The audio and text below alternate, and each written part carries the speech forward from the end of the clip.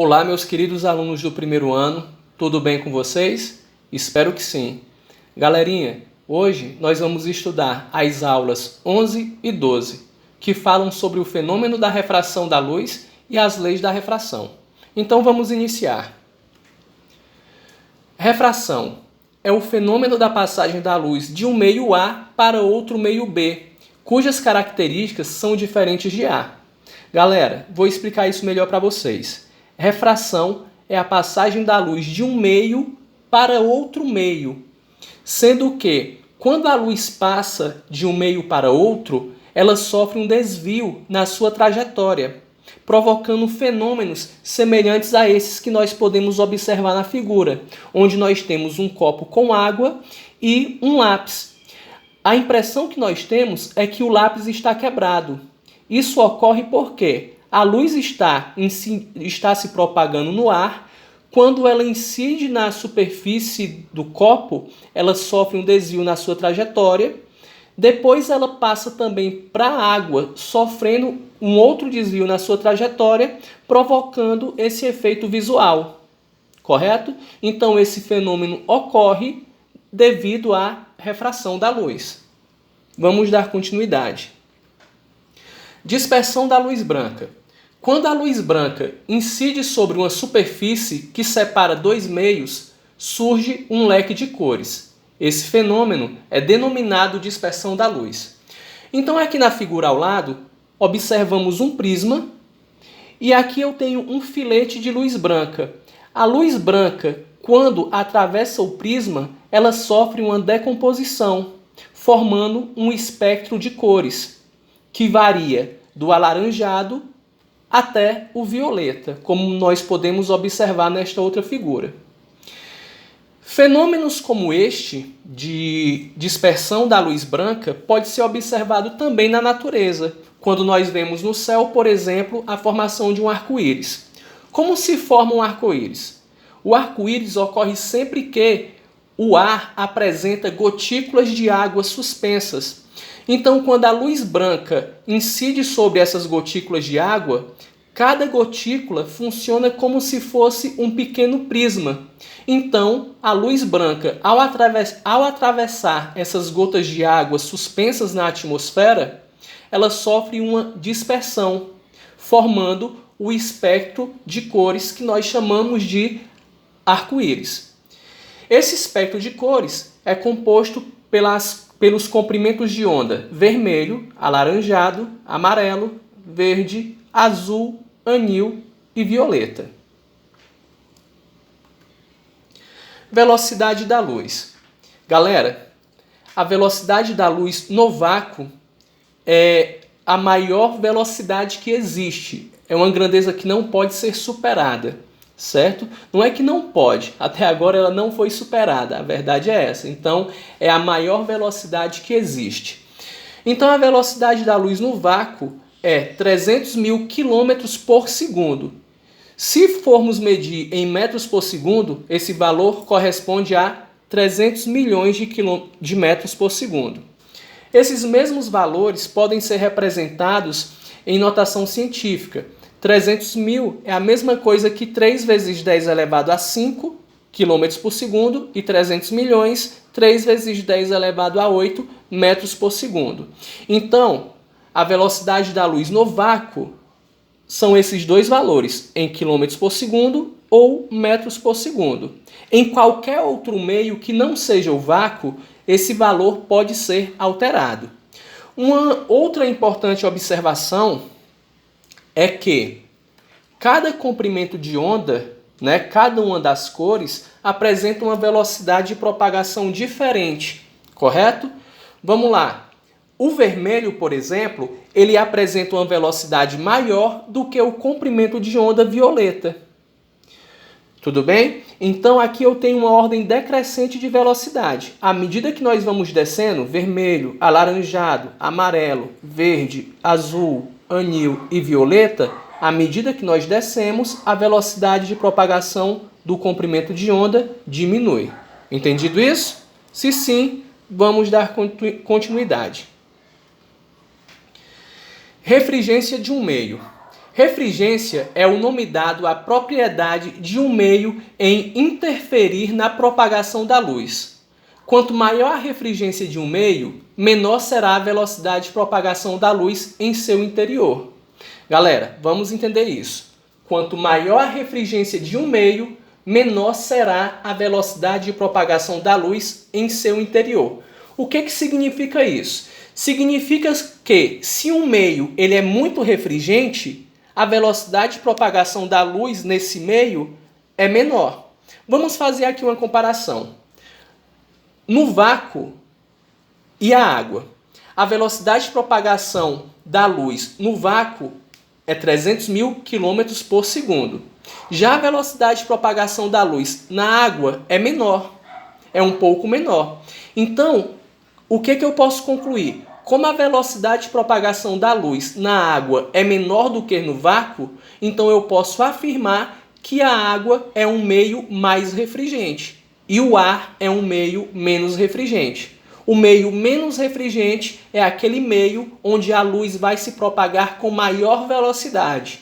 E o meio mais refringente é o meio onde a luz vai se propagar com menor velocidade. Entendido isso? Vamos lá continuando. Índice de refração absoluto de um meio.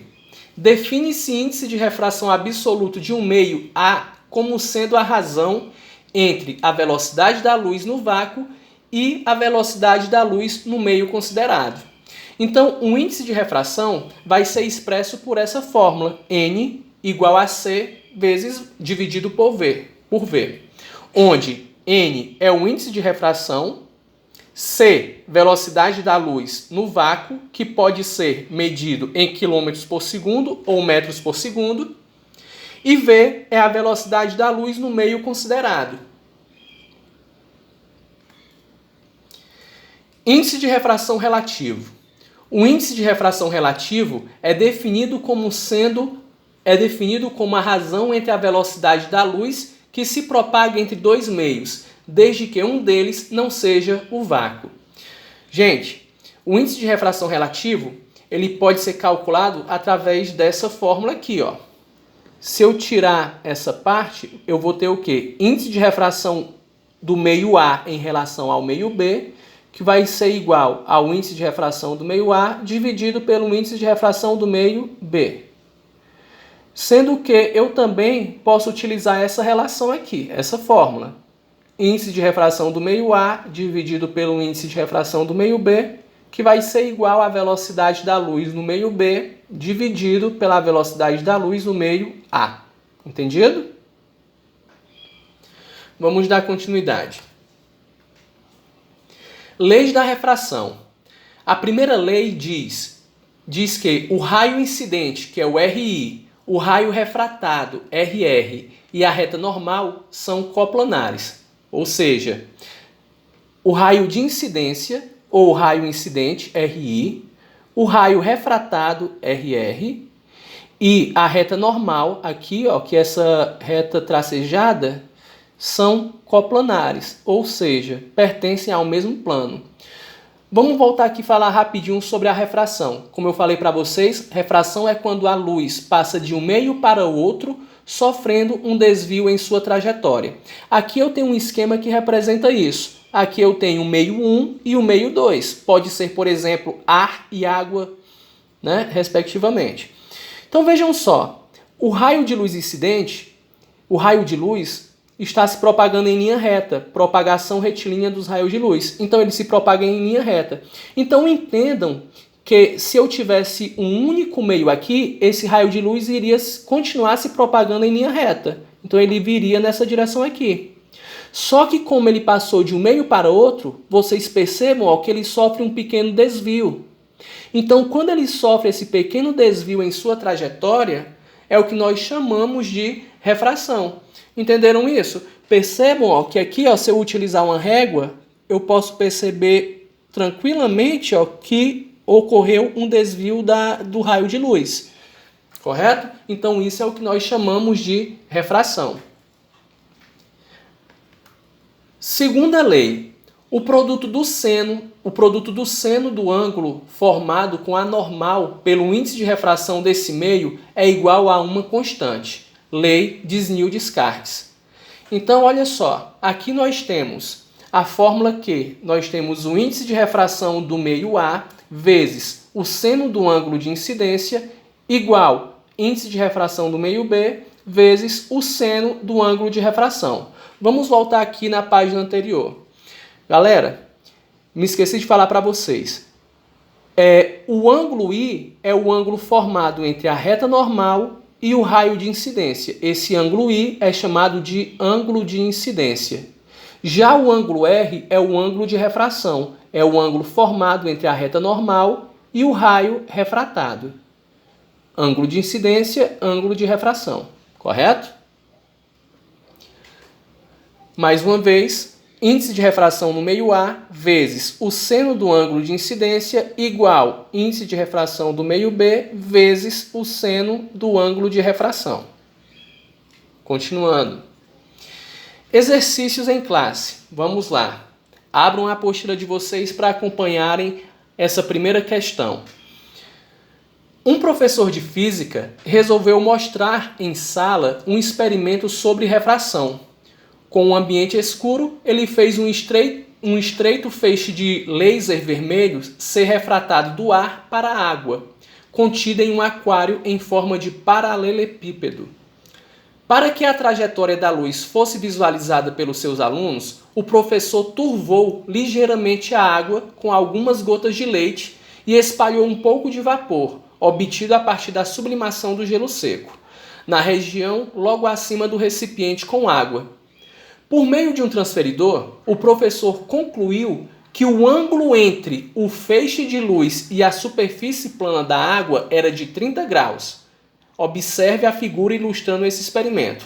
Só um detalhe aqui, pessoal. Por meio de um transferidor, o professor concluiu que o ângulo entre o feixe de luz e a superfície plana da água era de 30 graus. Ele não disse que 30 graus é o ângulo de incidência, tá? Cuidado! 30 graus foi o ângulo formado entre o raio de incidência e a superfície plana da água. Então, fiquem atentos quanto a essa informação. Continuando a leitura da questão. Consultando uma tabela, o professor mostrou aos alunos que o índice de refração da água é 1,73, aproximadamente raiz quadrada de 3. Considere que o índice de refração do ar seja 1. Determine um ângulo formado entre o raio de luz refratado e a reta normal à superfície da água, no ponto de incidência. A seguir, complete a figura, destacando os ângulos envolvidos nesse fenômeno. Dados: seno de 30 graus igual a 1/2 e o seno de 60 graus igual a raiz de 3 sobre 2. Então, olha só, galera. Eu fiz aqui um desenho ilustrando o que a questão descreveu para a gente. Então, aqui eu tenho um aquário, aqui eu tenho água, a superfície plana da água, e aqui eu tenho um raio de luz incidindo sobre essa superfície plana da água. A questão falou para a gente que o raio de luz forma com a superfície da água um ângulo de 30 graus. Está aqui ele. Aqui eu teria um ângulo de incidência, que eu não conheço o valor, e aqui eu tenho um ângulo de refração, e eu também não conheço esse valor. Aqui eu tenho o raio de luz refratado, e uma parte desse raio de luz também sofre uma reflexão. A questão, ela faz algumas perguntinhas. Vamos responder essas perguntas. Para isso, siga o roteiro apresentado. A primeira pergunta: de que meio a luz provém? Galera, a luz ela provém do ar. Ela está se propagando no ar antes de tocar a superfície da água. Então, de que meio a luz provém? Do ar. Essa é a resposta. 2. Qual é o índice de refração do meio de onde a luz provém? Pessoal, grava essa informação. O índice de refração do ar é sempre igual a 1. Correto? Sempre 1. Índice de refração não tem unidade de medida, é adimensional. Para que meio a luz passa? A luz ela está passando do ar para a água. Então, para qual meio a luz passa? Para a água. Qual o índice de refração do meio para onde a luz passa? A questão disse isso no enunciado. O índice de refração da água é aproximadamente igual à raiz quadrada de 3. 5. Qual o valor do ângulo de incidência? Galera, vamos voltar aqui na figura. A questão disse que o raio de incidência forma com a superfície um ângulo de 30 graus. Nós sabemos que a reta normal, que é essa reta tracejada aqui, forma com a superfície da água um ângulo de 90 graus. Se há um ângulo de 90 graus e aqui eu já tenho 30 graus, então 90 graus menos 30, 60 graus. Então o ângulo de incidência, que é esse ângulo aqui, corresponde a 60 graus. 90 menos 30 dá 60. Então está aqui. Qual é o valor do ângulo de incidência? 60 graus. Qual o seno do ângulo de incidência? O seno de 60 foi dado também na questão, raiz de 3 sobre 2. O que se pede na questão? A questão está pedindo o valor do ângulo de refração, que é o ângulo R. Agora aplique a lei pertinente ao fenômeno e encontre o valor da grandeza pedida. Então aqui a gente vai utilizar a lei de Snell-Descartes, tá? Que é essa fórmula. O índice de refração do meio A vezes o seno do ângulo de incidência igual o índice de refração do meio B vezes o seno do ângulo de refração. Aqui eu tenho os dados que a questão ofereceu para a gente. Índice de refração da água, 1,73, que é aproximadamente raiz quadrada de 3. Um índice de refração do ar, que é igual a 1. Seno de 30, 1,5. E seno de 60, raiz de 3 sobre 2. Então vamos resolver a questão. O índice de refração do meio A, vamos chamar de meio A o ar e meio B a água. Então o índice de refração do meio A é o ar. Repetir aqui. Seno de I eu repeti. Índice de refração do meio B. O meio B nós estamos considerando como sendo a água, vezes o seno do ângulo R. O índice de refração do ar é igual a 1. Então está aqui, substituído. O seno de 60, raiz de 3 sobre 2. O índice de refração da água, raiz de 3, substituir aqui. E o seno de R eu não tenho. Repete, é o que eu estou procurando. Então olha o que eu fiz. Multipliquei, né? 1 vezes raiz de 3 sobre 2 e multipliquei esse valor por esse. Então vejam bem, ó. Seno de R vai ser igual a raiz de 3 sobre 2 vezes 1, que é raiz de 3 sobre 2. Então repetir aqui, ó. A raiz de 3 que está multiplicando o valor de seno de R passa para o outro lado dividindo. Aqui eu tenho uma divisão de frações. Quando isso acontece, o que a gente faz? Repete a primeira e multiplica pelo inverso da segunda. Então eu vou repetir raiz de 3 sobre 2 vezes 1 sobre raiz de 3. Imaginem como se aqui embaixo tivesse um 1. Então ficou 1 sobre raiz de 3. Cancelei aqui, ó, raiz de 3 com raiz de 3. Resta para a gente apenas 1 sobre 2. Então, seno de R é igual a 1 meio. 1 meio corresponde ao valor do seno de 30. Olha só, seno de 30 igual a 1 meio. Então, R é igual a 30 graus. Galera, continuando aqui. Então, a figura que está na apostila de vocês é a figura do professor apontando o filete de luz para o aquário. Então, foi fornecido o ângulo de 30 graus. A reta normal com a superfície plana da água forma um ângulo de 90 graus. Se é 90 graus, 90 menos 30 dá 60. Então, nós encontramos um ângulo de incidência. O ângulo de incidência é igual a esse outro ângulo, que é o ângulo de reflexão. Cuidado, reflexão, refração. São coisas diferentes. Então, o ângulo de incidência é igual ao ângulo de reflexão. E o ângulo de refração, 30 graus, nós encontramos aqui, na resolução da questão. Galera, espero que vocês tenham entendido, espero ter contribuído para a construção do conhecimento de vocês. Gostaria que vocês fizessem a questão dos exercícios em classe que ficou faltando e também fizessem as atividades mínimas e as atividades complementares que são pedidas na apostila. Um forte abraço e até a próxima.